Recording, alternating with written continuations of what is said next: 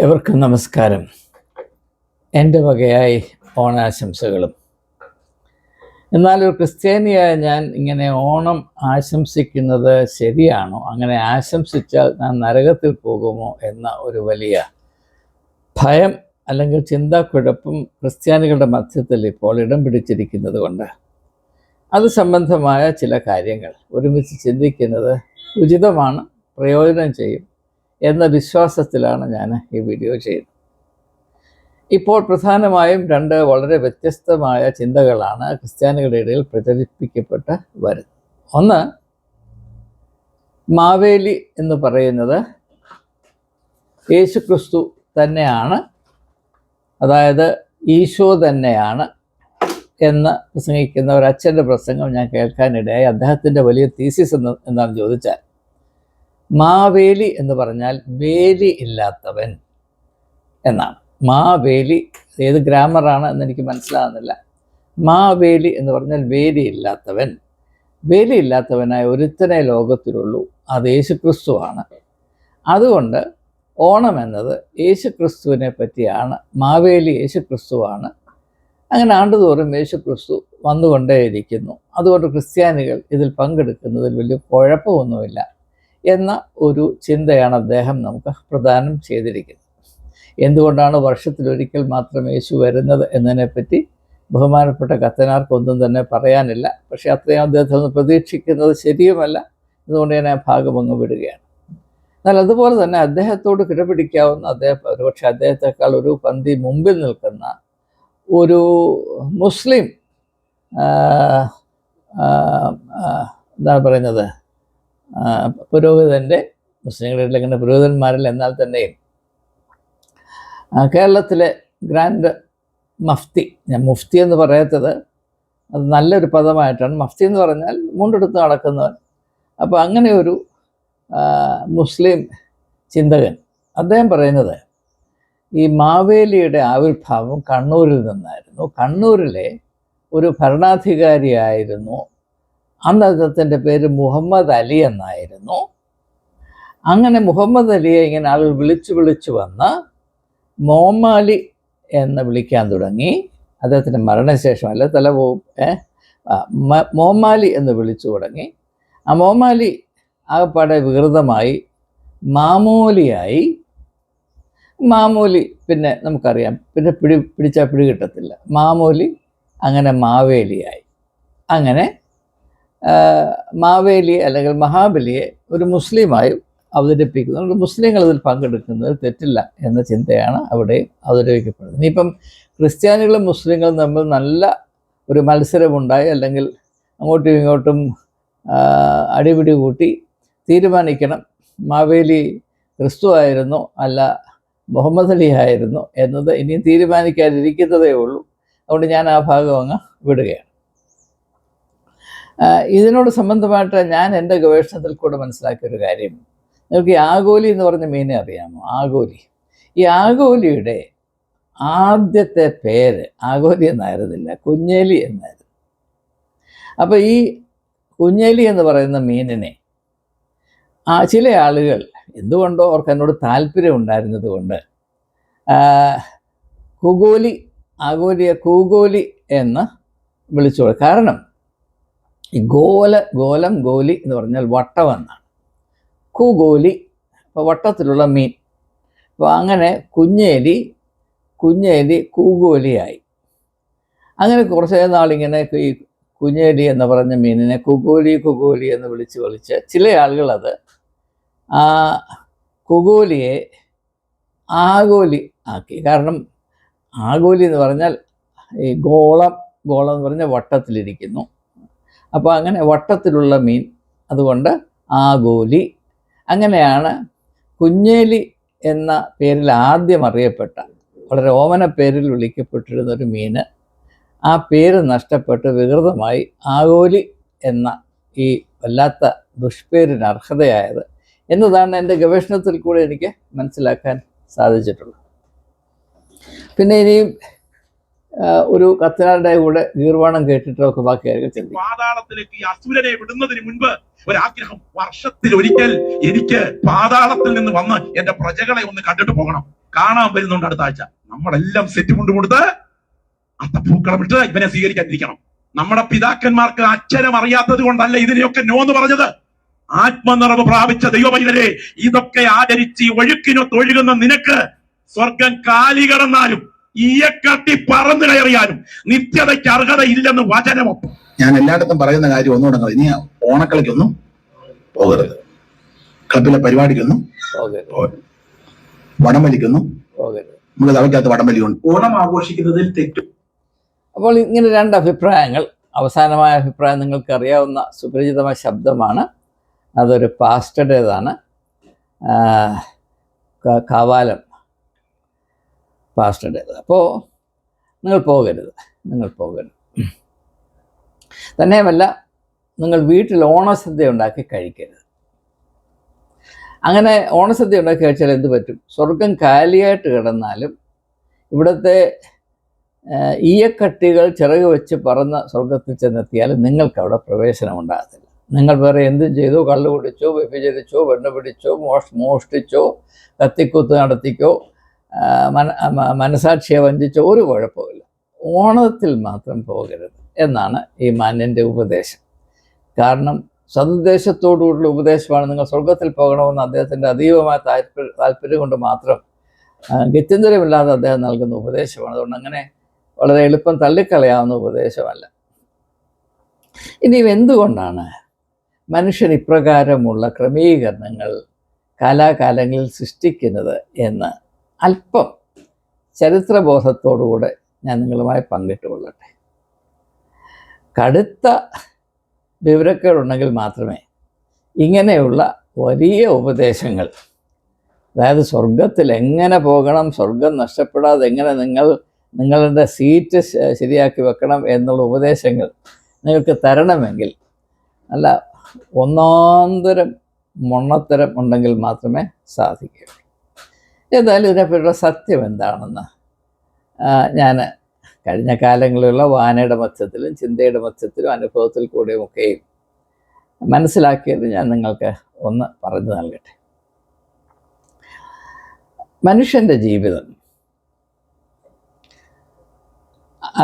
വർഷത്തിൽ ബഹുഭൂരിപക്ഷ സമയവും വളരെ മോശമായ അവസ്ഥയിലാണ്. നമുക്കറിയാം, ഇങ്ങനെയുള്ള കഥകളും ക്രമീകരണങ്ങളും എന്താണ് പറയുന്നത്, കസ്റ്റംസുമൊക്കെ ഉണ്ടായത് ഒരു പ്രത്യേക കാലഘട്ടത്തിലാണ്. മനുഷ്യൻ വളരെ പരിമിതപ്പെട്ട് ജീവിച്ചു, പ്രയാസം അനുഭവിച്ചു, ഞെരിച്ചിലായിരുന്നു, കഷ്ടതയിലായിരുന്നു, പഞ്ഞത്തിലായിരുന്നു, പട്ടിണിയിലായിരുന്നു. അങ്ങനെയുള്ള സാഹചര്യത്തിൽ ഒരു വിധത്തിലും ഞങ്ങളുടെ അവസ്ഥയ്ക്കൊരു മാറ്റമുണ്ടാകുവാൻ ന്യായമില്ല എന്ന നിരാശയുടെ പടുകുഴിയിൽ കിടന്നുകൊണ്ട് മനുഷ്യൻ ചില സ്വപ്നങ്ങൾ കാണും. സ്വപ്നങ്ങൾ രണ്ട് വിധമാണ്. ഒന്ന്, വ്യക്തികൾ അവരുടേതായ അവസ്ഥയിൽ നിന്ന് മാത്രം കാണുന്ന സ്വപ്നങ്ങൾ, പേഴ്സണൽ ഡ്രീംസ്. രണ്ട്, വ്യക്തികൾ ഒരു സമൂഹത്തിൻ്റെ ആകമാനമായ അവസ്ഥയെ ഉൾക്കൊണ്ടുകൊണ്ട് കാണുന്ന സ്വപ്നങ്ങൾ, അത് കളക്റ്റീവ് ഡ്രീംസ് എന്ന് പറയും.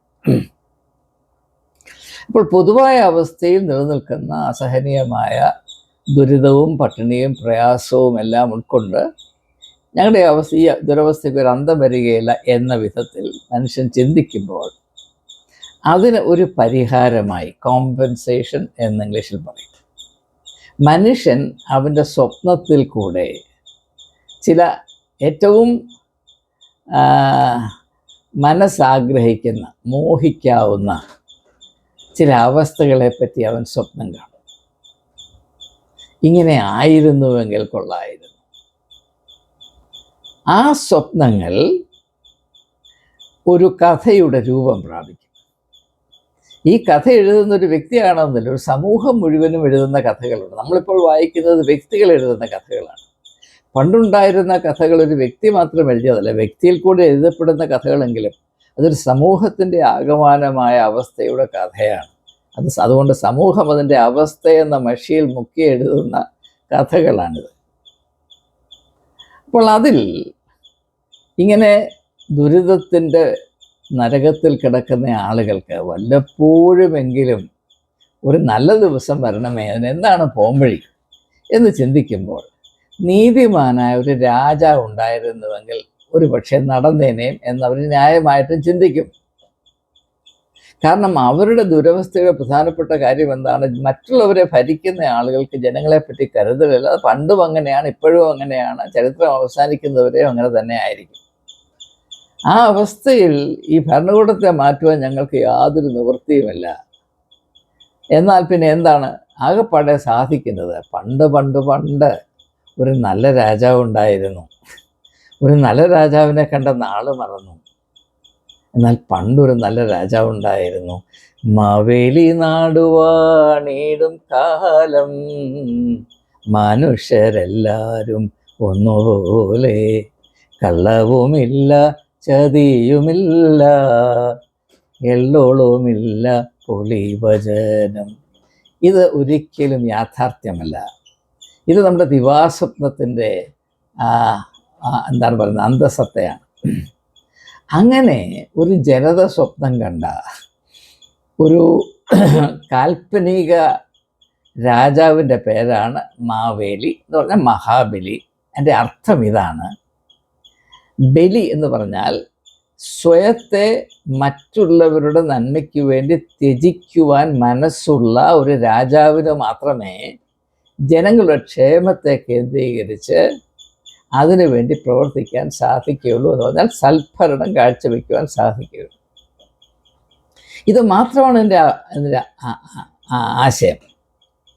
സ്വയത്തെ ത്യജിക്കാതെ മറ്റുള്ളവർക്ക് നന്മ ചെയ്യുവാൻ ആർക്കും കഴിയുകയില്ല. അതുകൊണ്ടാണ് യേശു പറഞ്ഞത്, ആരെങ്കിലും എന്നെ അനുഗമിക്കാൻ ഇച്ഛിച്ചാൽ അവൻ സ്വയം ത്യജിച്ച് ക്രൂശ് എടുത്ത് എന്നെ അനുഗമിക്കട്ടെ എന്ന് പറഞ്ഞു. ഞാൻ എന്തിനാണ് വന്നത്? മനുഷ്യരാശിയുടെ ആകമാനമായ ഉദ്ധാരണത്തിനും അനുഗ്രഹത്തിനും ഞാൻ വന്നതാണ്. അതുകൊണ്ട് എന്നെ അനുഗമിക്കണമെങ്കിൽ സ്വയത്തെ ത്യജിക്കണം. ആ സ്വയത്യാഗം എന്ന മഹനീയമായ മർമ്മം ഒരു രാജാവ് ഉൾക്കൊണ്ടാൽ മാത്രമേ ഒരു ജനതയ്ക്ക്, അദ്ദേഹത്താൽ ഭരിക്കപ്പെടുന്ന ജനതയ്ക്ക് സൽഭരണം എന്ന് പറയുന്ന വിദൂരമായ സ്വപ്നം സാക്ഷാത്കരിക്കാൻ സാധിക്കുകയുള്ളൂ. ഇത് 2500 വർഷങ്ങൾക്ക് മുൻപ് ആഥൻസിൽ ജീവിച്ചിരുന്ന പ്ലേറ്റോ എന്ന ചിന്തകൻ റിപ്പബ്ലിക് എന്ന തൻ്റെ സുപ്രധാനമായ കൃതിയിൽ കൈകാര്യം ചെയ്തിട്ടുള്ള ഒരു വിഷയമാണ്. അദ്ദേഹം പറഞ്ഞത് രാജാവ് ഒരു ചിന്തകൻ കൂടെ ആയിരിക്കണം, ഒരു ദാർശനികരായിരിക്കണം, ഫിലോസഫർ കിങ് എന്ന് പറയും. ഇവിടെ കേരളത്തിൻ്റെ പശ്ചാത്തലത്തിൽ ഫിലോസഫർ കിങ് അല്ലെങ്കിൽ ദാർശനികനായ രാജാവ് എന്നൊന്നും പറയുന്നില്ല. സ്വയത്തെ ത്യജിക്കുവാൻ കഴിവുള്ളതാണ്. അതാണ് കുറച്ചുകൂടി മഹനീയമായ ആശയം എന്നാണ് ഞാൻ വിശ്വസിക്കുന്നത്. ഞാൻ പ്ലേറ്റോയെയും കേരളത്തിലെ ഈ കഥയെയും പറ്റി താരതമ്യപ്പെടുത്തി നോക്കുമ്പോൾ കേരളത്തിൻ്റെ വിഭാവനയാണ് കുറച്ചുകൂടെ മെച്ചപ്പെട്ടതെന്ന അഭിപ്രായമാണ് എനിക്കുള്ളത്. പക്ഷേ ഞാൻ വെളിയിൽ പറയാറില്ല. അതെൻ്റെ സ്വകാര്യമായ ഒരു അഹങ്കാരം കൂടെയാണ്. ഇതാണ് വാസ്തവത്തിലെ സത്യം. എന്നാൽ ഇനി അടുത്ത കാര്യം നാം മനസ്സിലാക്കേണ്ടത്, ഓണം എന്ന് പറയുന്ന ഈ ഒരു ആഘോഷത്തിൻ്റെ ഉള്ളിലുള്ള ചിന്തയുടെ വെളിച്ചം എന്താണ്?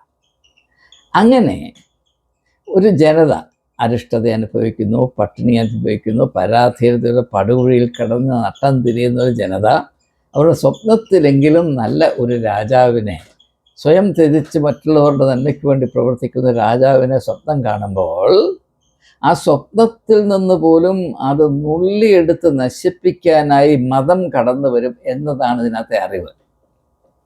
മാവേലി എന്ന് പറയാം, അല്ലെങ്കിൽ മഹാബലി എന്ന് പറഞ്ഞ രാജാവ് നല്ലതായിട്ട് നാട് ഭരിച്ചപ്പോൾ അത് സഹിക്കാൻ വയ്യാതെ വന്നത് ദൈവങ്ങൾക്കാണ്. അതുകൊണ്ടാണ് മഹാവിഷ്ണു വാമനൻ്റെ അവതാരമെടുത്ത് വന്ന് ജനങ്ങളുടെ ക്ഷേമം മുൻനിർത്തി പ്രവർത്തിക്കുന്ന രാജാവിനെ ചവിട്ടി പാതാളത്തിലേക്ക് അയച്ചത്. അന്നും എന്നും അങ്ങനെ തന്നെയാണ്. ഞാൻ നിങ്ങളോട് ചോദിക്കട്ടെ, ഭാരതത്തിൽ ജനങ്ങളുടെ നന്മയ്ക്ക് വേണ്ടി സ്വയത്തെ മറന്ന് പ്രവർത്തിക്കുന്ന ഒരു നേതാവിന് ഇവിടെ ഭരണം കൈയാളാൻ സാധിക്കുമോ? ഒരിക്കലുമില്ല. മനുഷ്യൻ്റെ മനസ്സിൻ്റെ വൈകല്യം നിങ്ങൾക്ക് മനസ്സിലാകണമെങ്കിൽ, മനുഷ്യത്വത്തിൻ്റെ അധപ്പതനം എത്ര ഭീകരമാണ് എന്ന് നിങ്ങൾക്ക് മനസ്സിലാകണമെങ്കിൽ ഒറ്റ കാര്യം നോക്കിയാൽ മതി. സൽഭരണം താല്പര്യമില്ലാത്ത ആരും തന്നെ ഇല്ല. പക്ഷേ ജനം അവർക്ക് ഉള്ള തിരഞ്ഞെടുപ്പ് സ്വാതന്ത്ര്യം ഉപയോഗിച്ച് തിരഞ്ഞെടുക്കുന്നത് സൽഭരണത്തിലെ എത്രയും സമർത്ഥമായി എത്രയും ത്വരിതഗതിയിൽ കുഴിച്ചുമൂടാൻ ആർക്ക് കഴിയും? അങ്ങനെയുള്ളവരെയാണ്. ഇത് നിങ്ങൾ മനസ്സിലാക്കണം.